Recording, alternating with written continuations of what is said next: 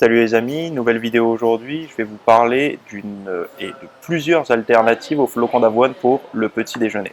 Donc là, je vais prendre mon café et on commence tout de suite la vidéo. Bon les amis, on va parler de trois alternatives aux flocons d'avoine. Pourquoi les flocons d'avoine? Déjà, on commence à en consommer beaucoup au petit déjeuner parce que c'est un petit peu le phénomène de mode et la facilité. On voit dans les diètes, on va dire copier-coller, beaucoup de flocons d'avoine le matin, même des fois parfois en collation. Ça peut être quelque chose d'intéressant pour les personnes qui les digèrent bien, mais à la longue, on peut se lasser et même on peut avoir quelques problèmes au niveau digestif. On peut avoir des ballonnements, des choses comme ça. Donc moi je trouve que les flocons d'avoine sont intéressants en poudre pour les personnes qui cherchent à prendre de la masse musculaire et qui ne veulent pas avoir recours à des gainers de bas de gamme en fait, plein de sucre et de protéines de mauvaise qualité et qui préfèrent utiliser des glucides un petit peu plus sains. Mais là le thème de la vidéo c'est vraiment de trouver des alternatives pour le petit déjeuner, pour ceux qui en ont marre de consommer des flocons d'avoine. Donc la première option ça va être les flocons de sarrasin. Flocons de sarrasin, flocons de millet et flocons de châtaigne, c'est des choses que vous pouvez trouver en magasin bio. En fait, c'est tout simplement, je les ai mis en première option parce qu'ils sont sans gluten, c'est-à-dire qu'ils vont être moins nocifs pour la paroi de votre système digestif. Ça va moins attaquer vos intestins, peut-être moins de problèmes au niveau de la digestion.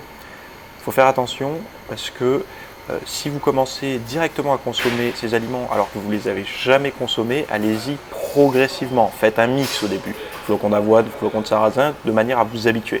Parce que le sarrasin n'est pas forcément toléré par tout le monde non plus. Et un apport massif en un aliment qu'on n'a jamais consommé, ça peut créer des petits désagréments.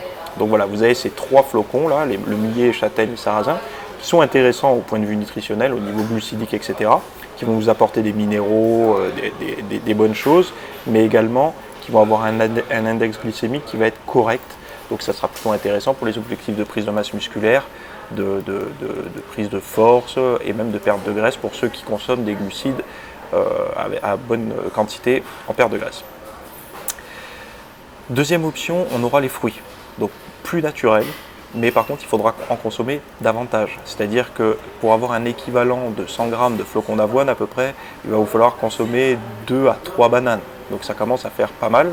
Mais bon, c'est pas quelque chose qui est nocif, des fruits. Mais si vous voulez avoir votre rapport en glucides, c'est certain qu'il va falloir en manger un petit peu plus parce que les fruits sont beaucoup plus riches en fibres et les glucides qui sont dans les fruits déjà ce ne sont pas les mêmes, mais ils sont aussi plus protégés par la fibre, donc moins assimilables directement. Par contre, c'est quelque chose qui va être plus intéressant au niveau nutritionnel pour tout ce qui est micronutriments, etc.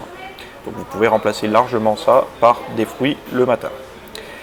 Et la troisième option, encore une fois, ce que je vous disais tout à l'heure, c'est qu'il n'y a pas de règle. C'est si vous pouvez, si vous voulez manger du salé le matin, donc par exemple si vous voulez manger votre riz basmati, vos légumineuses, vos lentilles le matin, il n'y a aucun problème. Il n'y a pas de règle qui dit le matin c'est du sucré, le midi et le soir c'est du salé. Si vous voulez manger salé le matin, il n'y a aucun problème. Patate douce par exemple le matin, ça peut être très bien. Une omelette de patate douce, c'est quelque chose de très intéressant.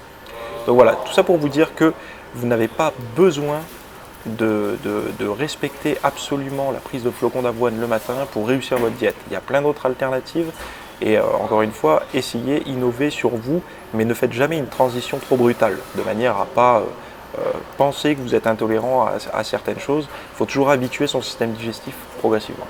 Je vous dis à plus pour une prochaine vidéo et n'hésitez surtout pas à vous abonner, à commenter sous cette vidéo. Bye!